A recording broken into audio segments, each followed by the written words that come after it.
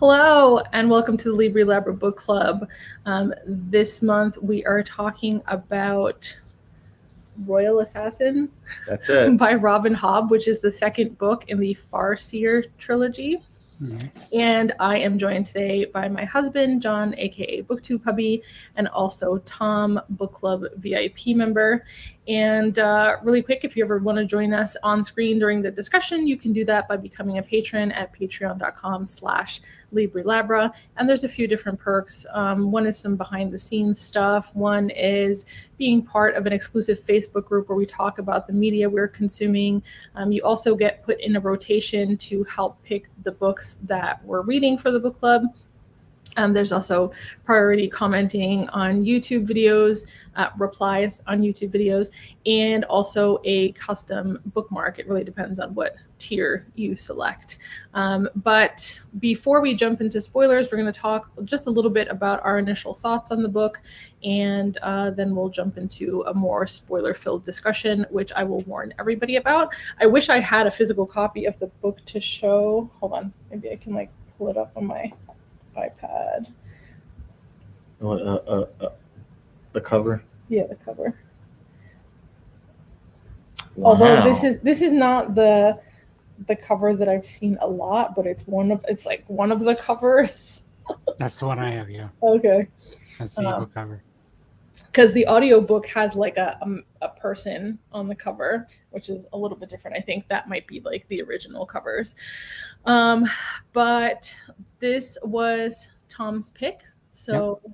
I mean, why did you pick it for February? Well, it's a trilogy, so I figure before we forgot everything from I feel like Assassin's Apprentice. Yeah. It's like, okay, we're on a clock here, so yeah, it's about time to revisit World of the Farseers. So here we are. And I know we talked a little bit about our next books being shorter, but I was also going to say that I would like to close the gap in regards to whenever we pick up the third one, so I do have it a little bit fresher in my memory, because I feel like I forgot a lot. I don't know how long it was between when we read the first one and this one, but a good few months at least, yes. Yeah. So initial thoughts? I was excited to dive into this one, because I liked the first one, so I didn't really have any qualms about anything. I was ready. It doesn't have to be a qualm. You were just ready. Okay. I was very surprised at how big of a role love and relationship played in this second book. It was really not something I was expecting at all, because the little bit that I did remember was just Fitz kind of learning about his skills and connecting with animals, and well, Fitz was younger at the time too. Yeah. So and the princes and the king, and I kind of remembered those things, not necessarily all the specifics, but I feel like it's a fairly long book, and I feel like the story is pretty layered, and I'm pretty sure I said this about the first book too. It's something that I'm going to have to go back and reread to pick up everything, because I don't feel like I'm getting all of the story. I'm only getting the top layer with the princes and the king and Shade and what's the animal keeper's name? The horse. Birch, yes. Birch. Yeah. So all the characters that are at the forefront, I'm getting that part of the story really well, but the stuff that's happening in the background, I'm just not understanding how that all connects with itself and with everything else. And those are my initial thoughts. Those are my initial thoughts. Well, those aren't exactly initial thoughts. Those are a summary of what you thought after you read the book, sort of a thought. That's okay. The thing about series books, like John pointed out, is that you got to know what you're going in for when you go in there. Unless there's, the author's like, I'm going to make this super different. But spoiler alert, this one wasn't. It's just a continuation. It picks up essentially where Assassin's Apprentice left off, which is a good thing in a sense. Okay, we're in the same, clearly in the same story, but we're in the next stage of it. So So now those, I mean, for me, the initial thought it was, you know, okay, more of the same, which I'm on board for. That's why I'm reading a series book. So, but the thing is, like any sequel, you want it to be the same enough to be recognizable as being part of the series, but you want it different enough so that, oh, okay, well then why did I pick up this second one? The first one was exactly the same. So, and that doesn't plague this book here. So, those are my initial thoughts. So we will now jump into a more spoiler-filled discussion about Royal Assassin by Robin Hobb. Now, to kind of piggyback off what you were just saying, you were saying that you didn't feel like it was exactly the same. Right. But for me, the aspect where he connected with the wolf, yes, felt very, very, very similar. I guess they put that in this story to really show him going off the deep end, I feel like, as Barrett tried to prevent him from doing in the first book. Right. And I guess he was just destined to do that anyway. Mm-hmm. Is kind of what it seems like. But it did feel a little bit the same-ish to me. Well, yeah, because it's recognizably the same characters in the same world, and they're continuing the story. So it would be very unlikely to, you know, or very jarring to make it that much different. So I'm also a big fan of the narrator. Okay. Really good job. The audiobook narrator. Yeah, the audiobook narrator. Okay. Yeah, absolutely. But to Desiree, I'm sorry, go ahead. Were you continuing, John? No, I'm sorry. I was saying that familiarity was important to me. You know, in terms of audiobooks, like if they change the narrator midway through, it's like, well, oh yeah, that would. It's like, for example, I can't imagine what would happen to Diana Gabaldon's readers or listeners. Yeah. Oh my goodness. If they change it right at the end. Oh. I wish I could remember the lady's name, but she's super good. And, Davina Porter. Yes, Davina Porter. You know, so. Yeah, I know. I know she's agreed to continue doing them. Oh, I think there's one more in the official series, so that may be the one. Who knows? So, but that's another series. In this series, though, it's like I am like waiting for the time for them to say, "Oh, hey, that skill thing," and what's the other one that they use? The wit. The wit. They're the same thing. And there's one point in the book where Fitz transmits a message to both the wolf and Prince Verity at the same time. It doesn't say, okay, I transmitted to the one and then I transmitted to the other. So clearly they're the same thing. And, you know, it's possible that his having both sides of that coin is what's making it unstable. So. And is it only called two different things because one is a human and one is an animal? I strongly suspect that's the case because I don't see the difference between them. Well, I mean, like how would they know the difference? Like this seems like new territory for them too, though. For someone to have the wit and the farseer, it's probably unusual, you know, to have for one person to have both, because they've always thought, oh, you're here and never the twain shall meet. But right, clearly, it's the same skill to me, anyway. But what is it really? Is it not just telepathy? Well, in this book, we find out it's a hell of a lot more on the wit side. Yeah. You know, getting to the end, almost to the point of, oh, really? Is this how we're going to end this? But yeah. So, but no, that's a common thing with telepathy and animals, in the sense that, you know, if you're able to go into an animal, you become like that animal so much that you may forget your human side. Yeah, makes sense. Yeah. So, but they don't, and you can go, but they never talk about the thing. Well, if you can do that to an animal, what happens if you go into a human mind? Do you become like the person that you've invaded? You know, they don't ever go into that. Interesting. You know, I feel like I have seen some kind of film where something like that happened. Yeah, but not in the present story is what I'm getting at. Yeah. Yeah. All we know about them in terms of the skill is draining skills or monitoring people's thoughts. That's what the only thing we get from that. Not an actual, no, that's not true. Verity does. Verity does in Fitz for a while, for a long time.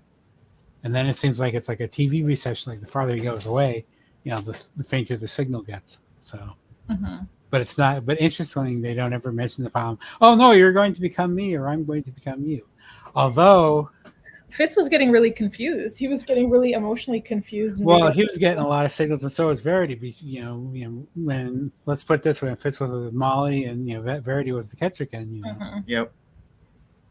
So, but I was like a little surprised by that because Verity was constantly telling Fitz to shield himself and to learn how to not. Yeah, for that reason, because anybody, he's like broadcasting on all channels. It's like, dude, we know what you're thinking, and I don't want to hear this.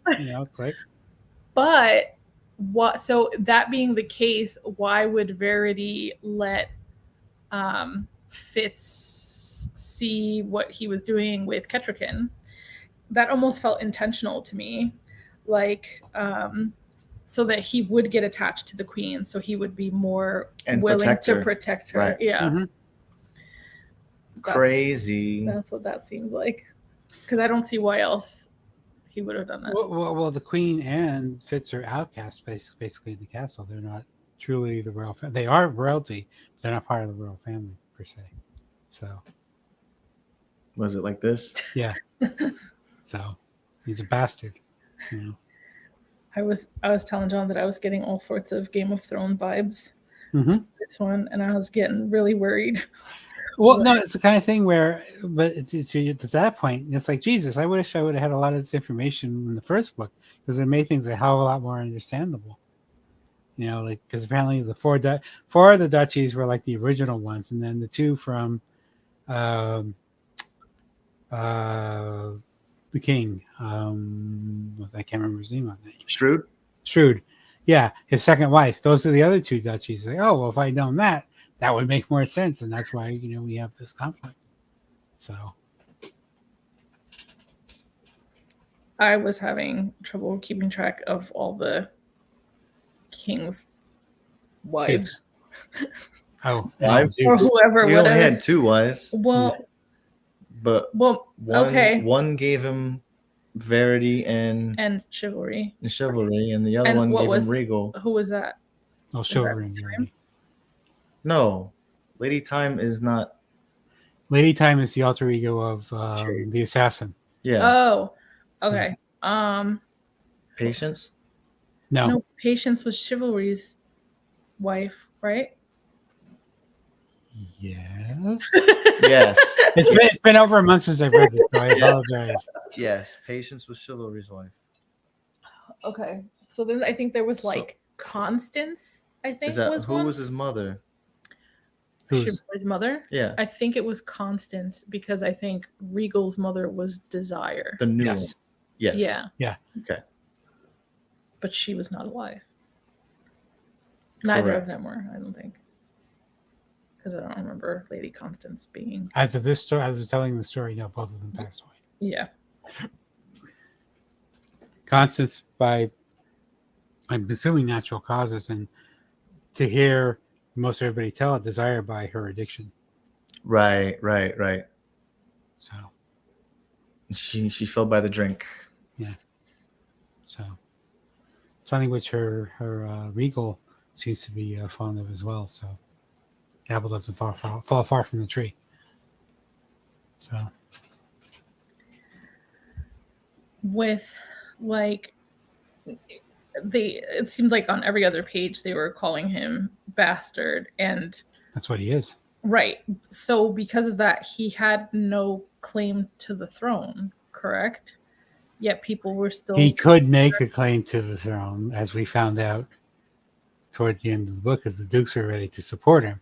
Okay. Until they weren't. Okay, yeah, because I remember that conversation, but I was like, why is he even asking him this if he's a bastard? You have to remember that Chivalry was the firstborn, and he abdicated. And Fitz Chivalry is, even though a bastard, is still Chivalry's son. Okay. So right. He's dead. He does have a very weak claim to the throne, but he does have a claim to the throne. So. Okay. And I don't think it was revealed in this book. However, they kept saying there was a second pregnancy. For Well, because the first one was Kettrikin. Kettrikin was carrying Verity's baby, but like there was chatter about there being a second pregnancy, and I know Fitz was like, "Who?" And I don't remember who it was he was talking to, but she was like, "Oh, I can't tell you." And so I assumed it was Molly the whole time, which is why Molly left. Okay. Is that? Do you disagree? Or No. oh, okay. no, but there's a rumor. One of the part of the rumors are floating around that the pregnancy in Kettrikin was actually Fitz, not Verity. Oh, yeah. For those who didn't like Fitz Chivalry, that was the rumor. Oh for that. boy. Yeah. But why were they thinking that? Simply because Verity was not around? Because Verity had left when she announced or whatever? It And was spending a lot more time around Fitz. Oh, Fitz. Mhm. Yeah. Up till like the very just before he left, they didn't really have anything to do with each other. Then all of a sudden, like maybe for like maybe a few weeks, hooray! We're broadcasting on all channels, and then he goes away, and then look, here's a baby. I was worried that there was going to be some weird skill thing happening, and that was going to be the case, Right. but it was going to be some weird magical thing. No, I mean, either way, it is. But he had asked Molly if she was with child, and Molly was like, "No, I would never do that. I know what herbs to take." Blah blah blah blah blah. Right. But then she was like, that was the interesting part of the discussion with Lady Patience, and she's pretty much fits in like, hey, she's taking these. She doesn't exactly say it, but she makes it known that Molly's been taking these things for a long time now, and he had no idea. Because he was so involved with himself, right. Which I thought was a great discussion.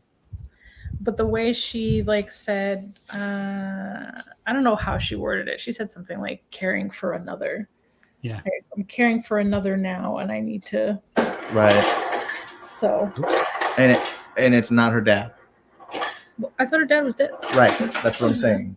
Her dad passed away and left her the chandlery, right? Right. Yeah. And debt. So I think she had to sell the chandlery to pay off the debt. And then she was poor. And she came to the castle, and they said, "Hey, can you give me a job?" And said, "Yeah, we'll hook you up." And she became the maid to Patience, apparently. So, and she sells her candles within the castle. Right, they're apparently really good candles. I was very interested. 100% rating on Yelp, apparently. What is the deal with making a farseer? Is it just a 50-50 chance? Or because three of the king's kids are not three, two of the three have the skill. Mm-hmm. Why didn't Regal? I thought it was everybody had the skill, and then there's just whether or not they've chosen to tap into it, to use it, or and then Regal is all about playing and being a frat boy than he is actually focusing on being a king or a farseer. You know what I'm saying? Huh. But it could be that just the fact, is it that he just doesn't have the ability, or he only had a little smidgen? Or is it possible he's hiding his ability? So I have been worried about that it's going to be revealed at some point that he's had it the whole time, and he's just been sending mixed signals to people and using it as part of his manipulations. Well, yeah. But the thing is, if that were true, why would he need Galen then? And yes, it's always good to have allies, but if he wanted to do this, maybe to have a fall guy. Yeah, maybe. Who knows?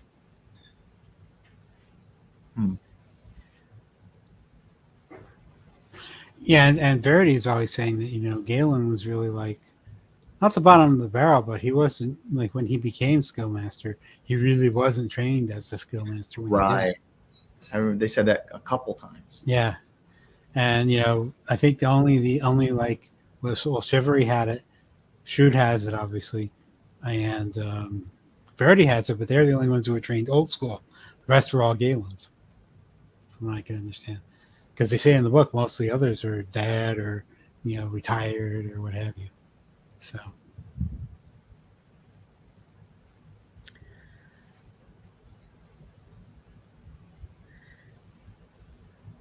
He's just, I don't know. I don't like Regal. Well, you're supposed not to like I know him. you're supposed to Right. not like him. I know he's the villain. Yeah, everybody knows. It's like he's like, I'm wearing like the usurper T-shirt and having like usurping days are here again wherever I go, and nobody does anything about it. Now I understand, Shrewd being his father, he obviously knows what's going on, and I get that it's his son. But holy crap, how far do you have to go to let this kid do what he's doing and destroying the kingdom?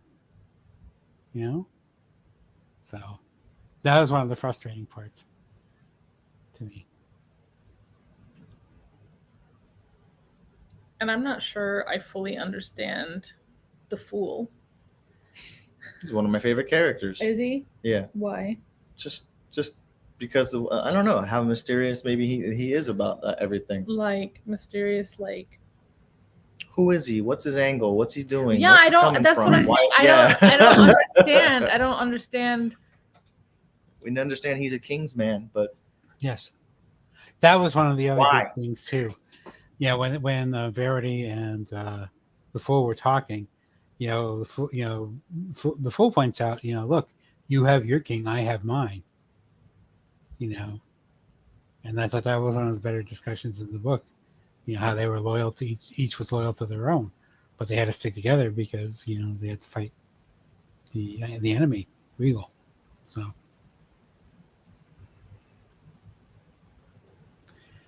But I have my theory about the Fool. oh, What's that? Yeah. He's either an elderling or he's connected to them somehow. Mm. How would he know everything he knows? it would make sense. Yeah. Interesting. Yeah, because in the one part of the book he talks about the threads and how he sorts them out, and and he's obviously able to see the future because he tells Fitz some, things and prophecies and whatnot. So, yeah, he is somehow connected to the elderlings in the way Regal seems to be connected to the White Ship. Because it seems like to me that Regal is making a bargain with elderling-like entities to get the 6 duchies for himself. Yeah, I want to know what's going on with the forgings. Like, who's doing Yeah. that? What's causing that? Right. Or is it some dude with the skill that's literally just turning switches off on people? Mm-hmm. That's what it seems like. That's the most logical answer. Because when Fitz first encounters the White Ship, he's actually able to knock off the skill person on that ship. And that pretty much ends the battle for them. So, but by the same token, it's like, did you guys see that? It's like, no, what White Ship? That's like, so who knows?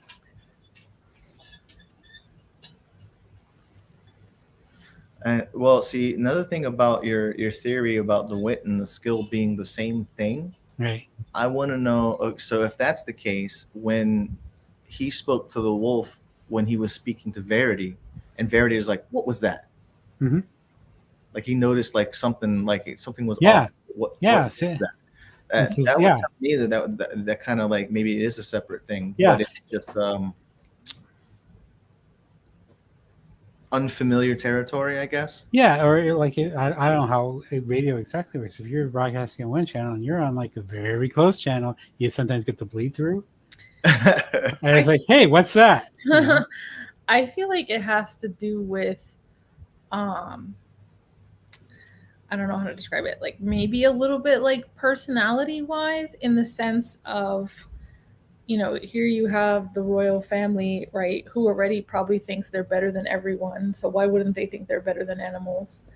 And I think Fitz is just more open empathetically and like doesn't see himself as better than. Well, because he's a bastard. He's always treated that way.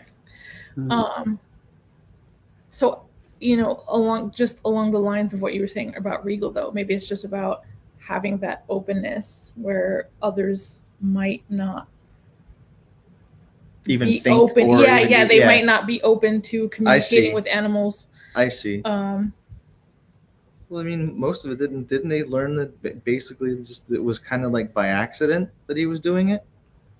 him in the first book? Yeah. Yeah, I think so.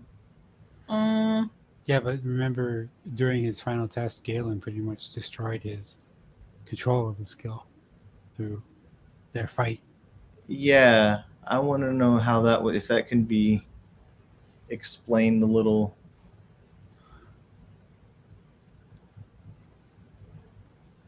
I want to know if I keep thinking about this being a TV show or a movie or something.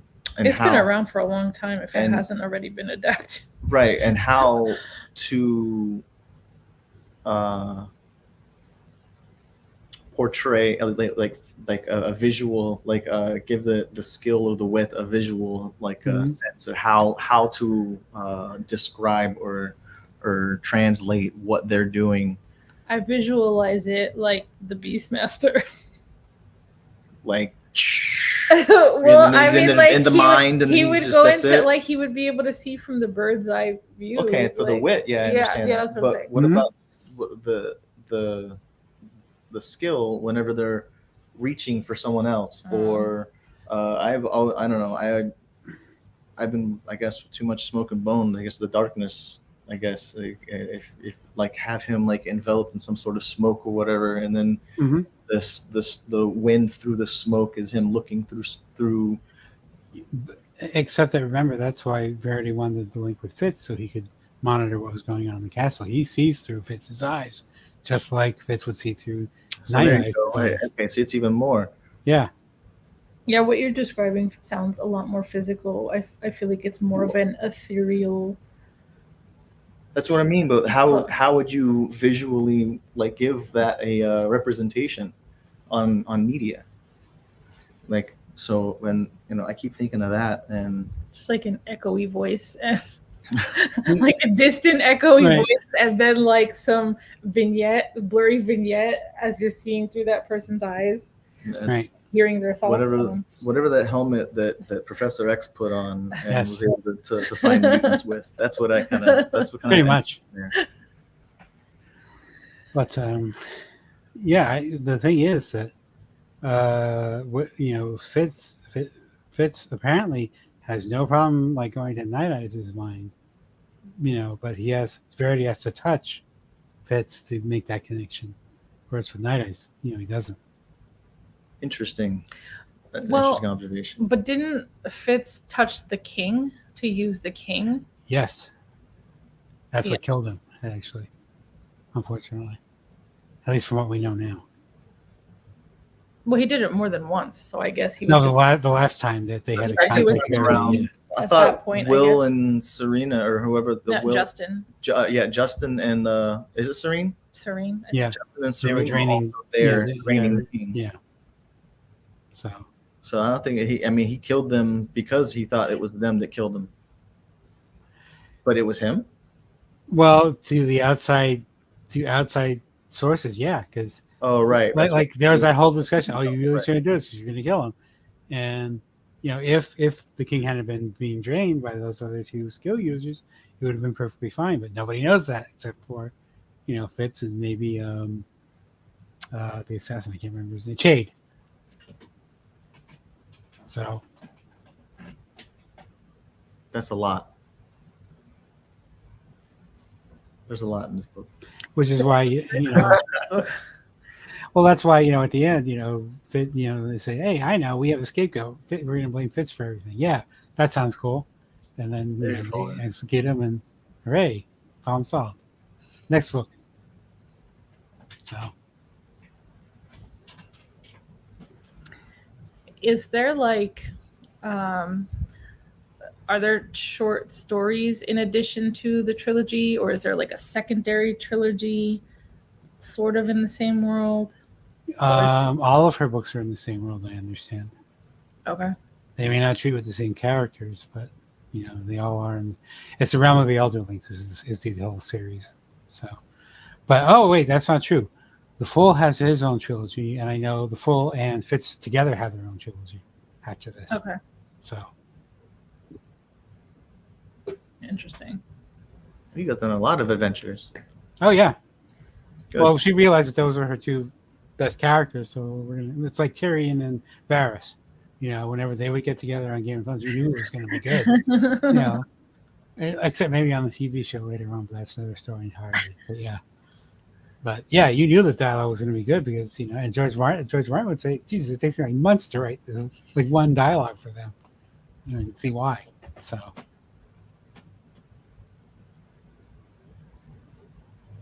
But I'm trying to think what else. Oh, one of the things I did like about the book was toward the beginning, where Fitz is obviously still feeling the effects of when he was poisoned in the north. Mm-hmm. Yeah, and he talks about, oh, I feel like an old man today, and then he gets put into Shrewd's mind, and he feels like, no, this is how an old man feels like. You feel nothing like that at all.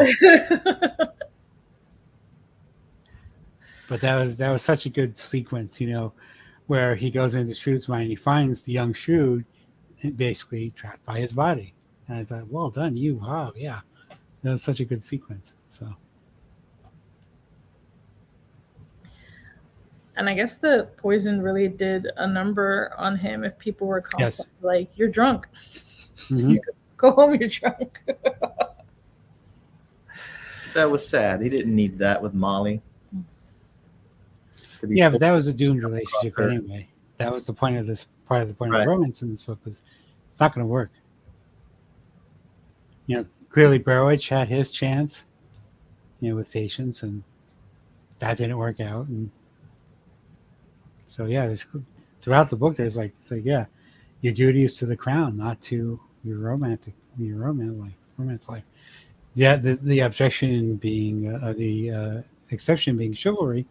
And look where he is now. So, but to that point, it's like, you know, I always subscribe to the thing, if you don't have a body, then probably aren't dead in fiction. But, you know, chivalry's been absent so long that I don't know. I even told her, like, when she was like, how did chivalry die? I was like, a horse accident. Yeah.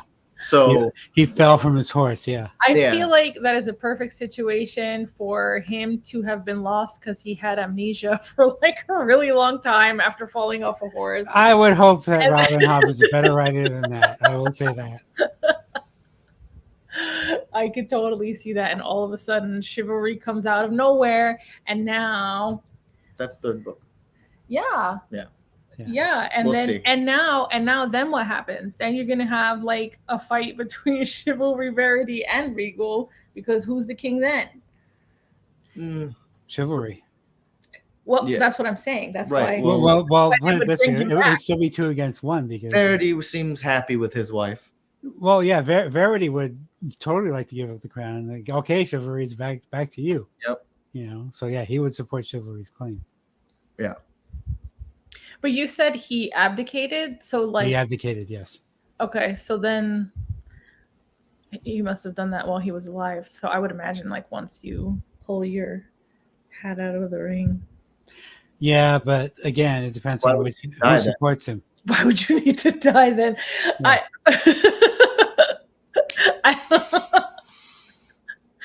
Okay. We make sure to make it stick. That's why. No, I'm serious. Did he abdicate himself in a letter that could have been written by someone else? I don't know. Like, well, he left Buckkeep to go to his own lands. So the implication is pretty clear that I'm out of here. But honestly, it would really depend on if hypothetically, not that I'm expecting it, Chivalry came back, just like the end of this book, which dukes would support him. The majority of dukes support him. Well, guess who's going to be king then? That's true too. But just to go back to Berich for a second, and I'm not going to say which one because it's a spoiler, but there was another story that I took in recently where a character did something very similar to Berich. I don't even know what we would call that trope, but What thing are you referring to? Basically just him lying. That's what it seemed like he did. He lied to Lady Patience. Was that her name? What? Who he loved? Yeah. Uh-huh. Yeah, he lied to her to basically let her go so that she would move on. And I don't even know what like that would be called as a trope. But I hate that. I hate that so much. Like I would rather Desiree, the true romantic, doesn't want it to be that way. Is what's going on right here. So much. And like, you know, Barrett was pretty much like just the same as the other story that I saw. They were like, I told them what they needed to hear in order to move on, and like, shut up. Like, so frustrating, so frustrating. Yeah, but that's the reality of the situation. That just I feel like that comes off as weak to me. Like, you know, maybe there isn't a ton of hope for like Molly and Fitz, but there really isn't. They should fight the system. Well, yeah, you can try, but Shrewd already had the Duke's daughter lined up, for him. So, and it was a politically expedient, good for everybody around, marriage. So, and unfortunately, she was sweet on him, the Duke's daughter. So, oh well. Crazy. That makes sense. Yeah. Crazy things are going to happen in the third book.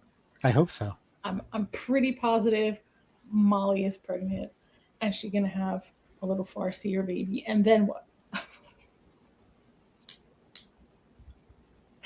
He gets his own book. He gets his own book. Oh, he does. Well, no, the Farseer baby.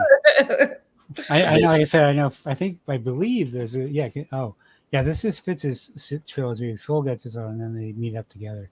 So that's about 9 books right there. And I know there's like 16 in the thing, so there's a few others that, like the Last Ship Traders, is another series, and within that series. So, did Molly play a really big role in the first book? Because, like I said, it's been a while and I didn't remember, but I didn't remember her being on page that much. I remember just like a brief interaction between them where they had met and he had a crush on her and stuff. But did they have like they grew up in the streets? Like they spent a lot of time together. Yeah, she's that Molly Nosegay from the streets. Like anytime that he came out from the castle to do stuff, he would find her and hang out with her. Mm-hmm. And they had to have her in so that toward the end of the first book, where Fitz would see them and she's going off with this guy, and he doesn't have the courage to tell her how he feels, and then he thinks, I lost her, but then no, actually it's her cousin or something like that. That's just helping her, sort of a thing. Just happened to see. Yeah. So. Her go off on his arm and not knowing it's a cousin. It's like, oh well. Poor me. But yeah, I mean, she was in the book. Yeah, she was a part of the gang that he ran around with when he wasn't at the castle. But now his duties are taking him into the castle, so he doesn't get down to town as much as he did. So they had to bring Molly into the castle for that reason. So here we are.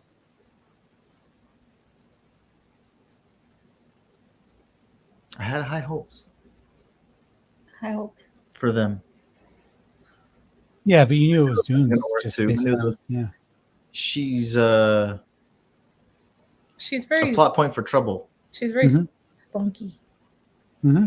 Oh, she's a likable character. That's what, that's why we're rooting for the two. We're shipping those two, rather than him, Fitz and Duke's daughter. But, politically, it's the better choice. So, and also I think my favorite character in the book was Kettrican. Because she actually, character too. Especially for being an outsider, it's like, okay, somebody's got to do something. And it's going to be me, and where she leads the raid on the Forged, and then they come back and she's like, "Why are you celebrating? These are our citizens we just killed, and we should have mourning." That was so well done, And then it turns out she gets her own Queen's Guard.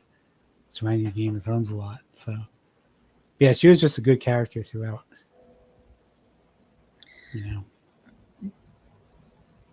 I forgot what I was gonna say. Yeah, I like her and Verity. Mm-hmm.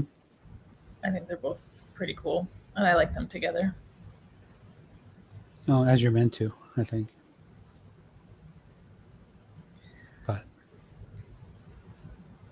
I'm trying to think if there's anything else that I missed from the book. But yeah, for such a large book, to distill it down to this, but it's basically the crumbling of the six duchies still.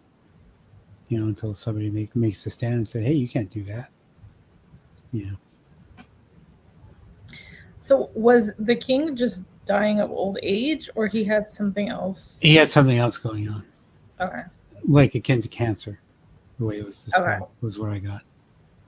Because what Shade was doing was, mixing him pain drafts as well, as well as other things to like knock him out to the point of not knock him out, but just to ease that suffering. So, because throughout the book you're led to believe that it must be Regal who's doing this. Turns out most of it's Shade. Yeah, and I didn't trust Wallace. Was that his name? Yeah, because he's not meant to trust Wallace. Okay, yeah. So I was Clearly like Regal's man. Yeah. Yeah, What's I mean? That's how Robin Hobb says. Oh yeah, it's totally Regal doing this. I laugh every time he's brought up just because the way the fool just Wallace.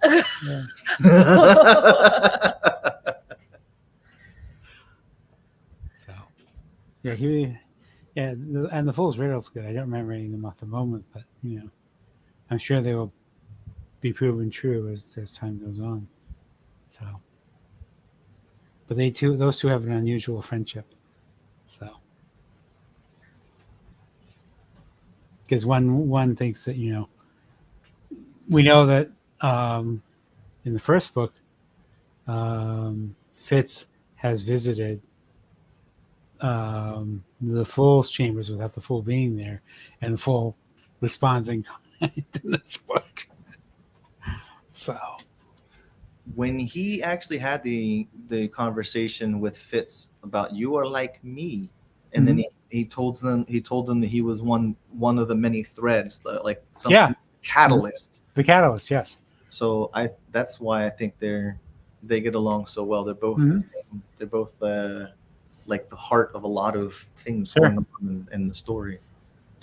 Well, to me, the implication is that the Fool, sees where the threads go, and he attempts to manipulate the catalyst in such a way so as to get the threads to go the right way that he wants. So,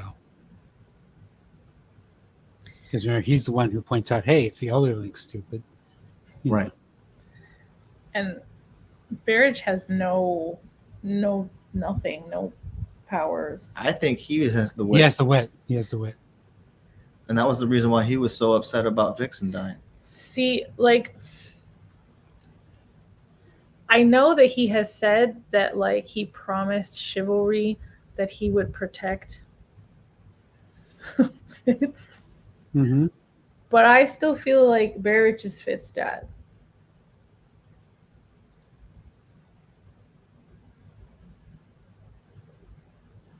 Okay. What?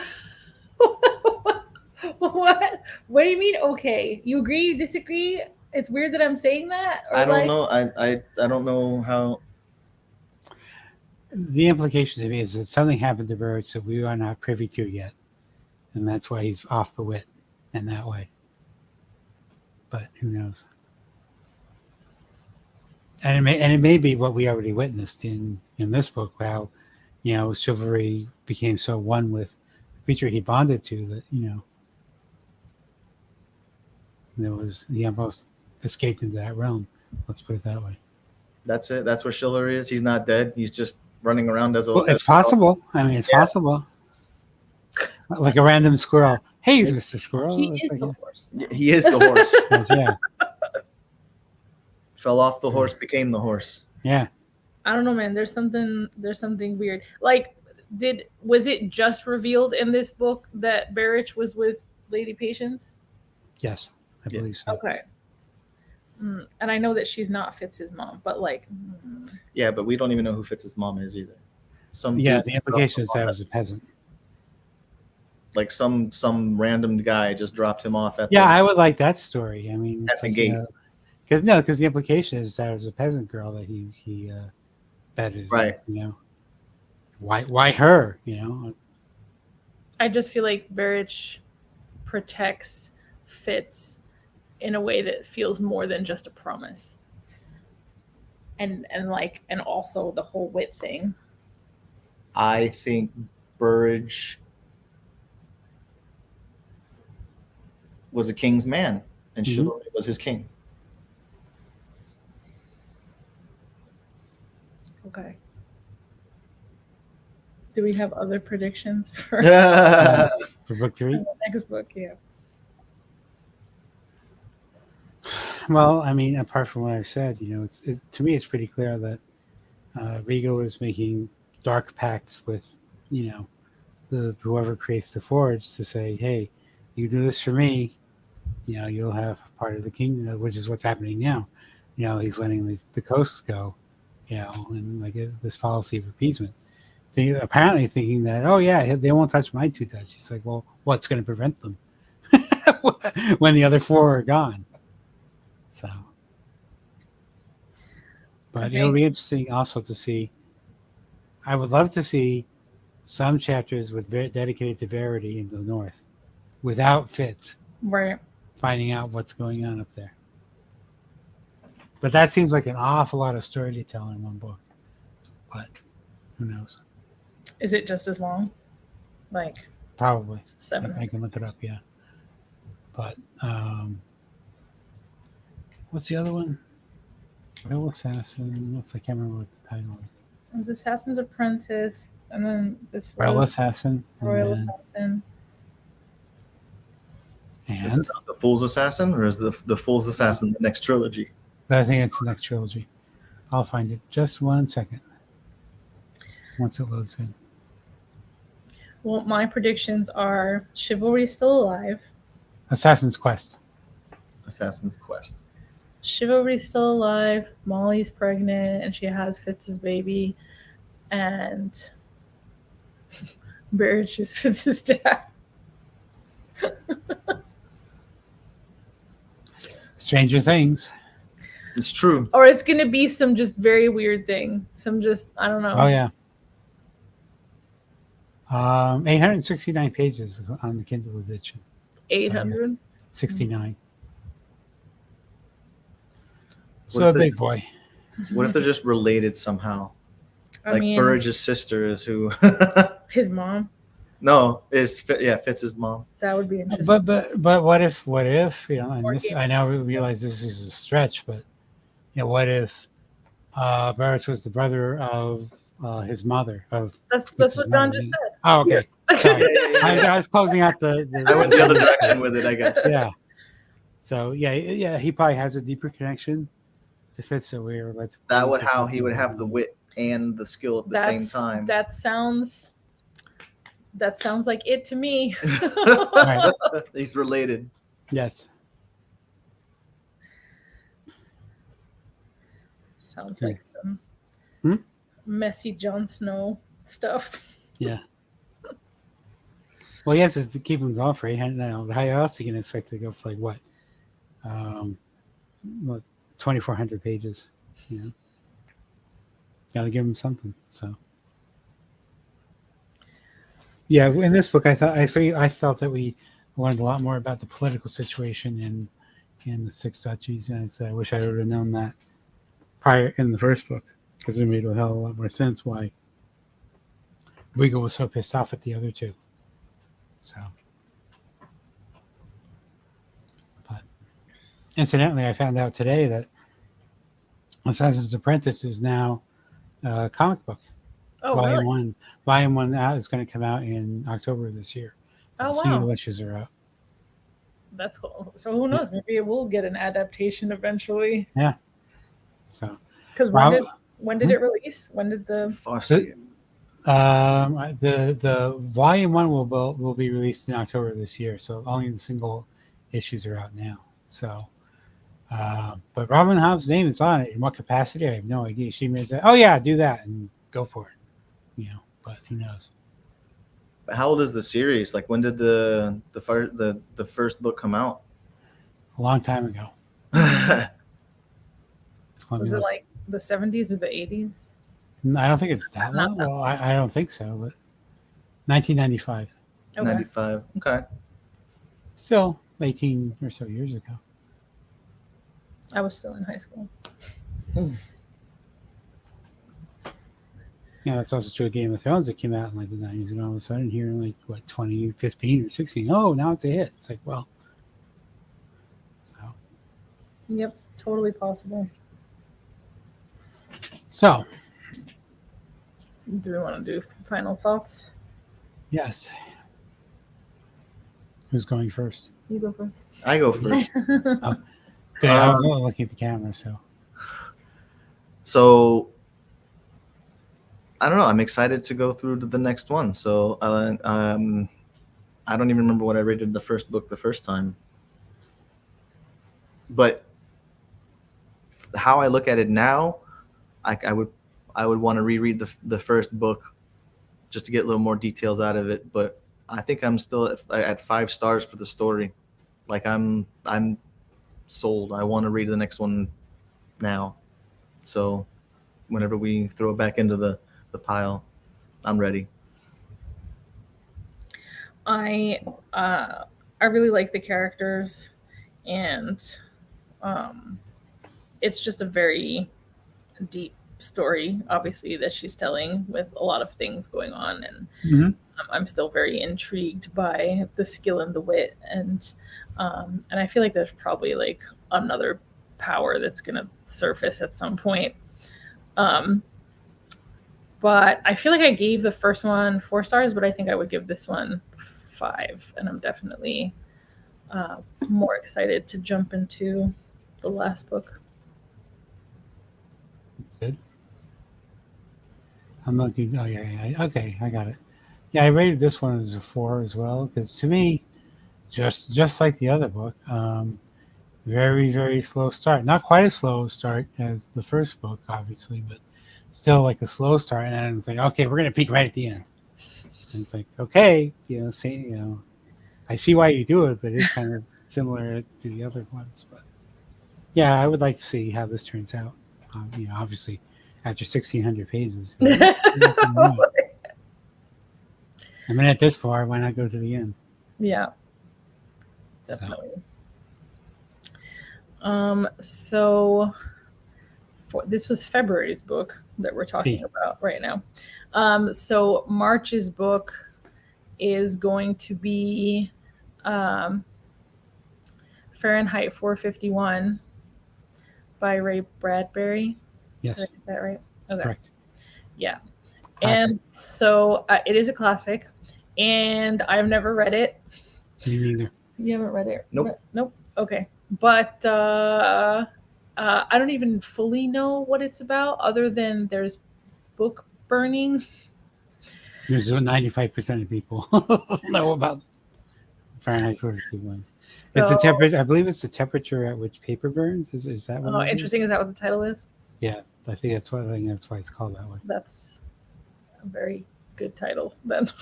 Yeah. But yeah, with all of the stuff happening in scary stuff, super scary stuff happening in Florida right now, and kind of other places with books being pulled out of libraries, and and also my own personal goal of trying to read more classics, and it being a shorter book, I figured it would be a perfect time to read Fahrenheit 451. So that's what we're reading for March, and because it's a little bit shorter, hopefully we can start catching up and getting into the right months again. That's fair. But and one more time, if you ever want to join us on camera for these discussions, you can do that by becoming a book club VIP member at patreon.com/Libri Labra. And if you've made it this far, thank you for watching, and we hope you'll come join us next time. So thanks. Bye, everybody. Bye. Bye.